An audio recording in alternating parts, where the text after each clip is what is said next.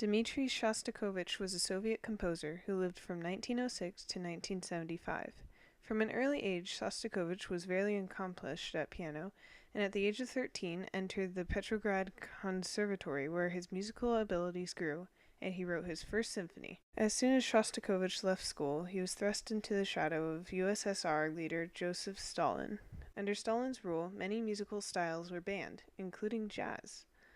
Also, all music had to be written in support of the Soviet government. Stalin and World War II became great influences in Shostakovich's work, and both positive and negative songs were written in response to the censorship of music and art.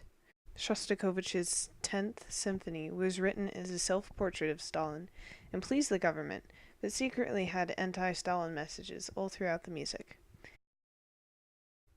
His Fifth Symphony was a huge triumph and became known as the Soviets' creative answer to just criticism. His Seventh Symphony was performed during the heat of the war when the USSR was under attack.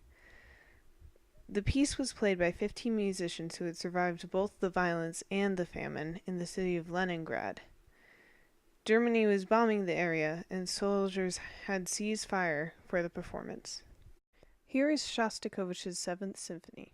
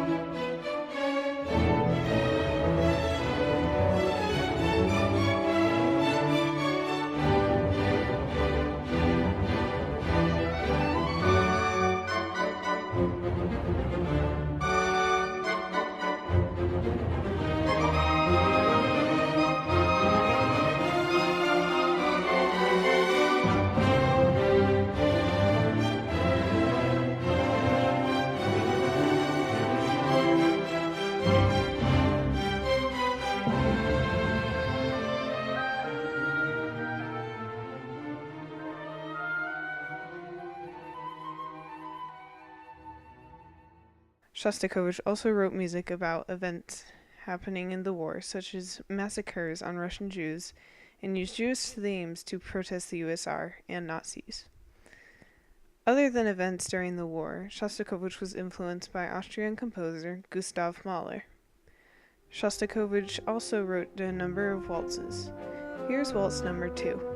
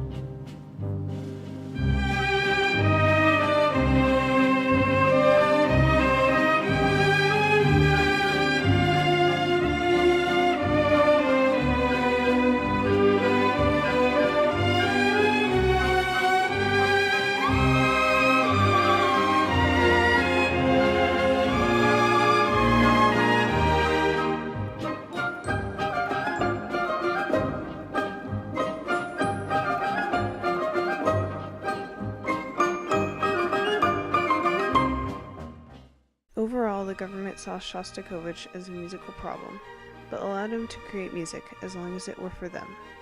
To the people and other artists living under Stalin's shadow, Shostakovich was a symbol of heroic resistance to the oppressing government.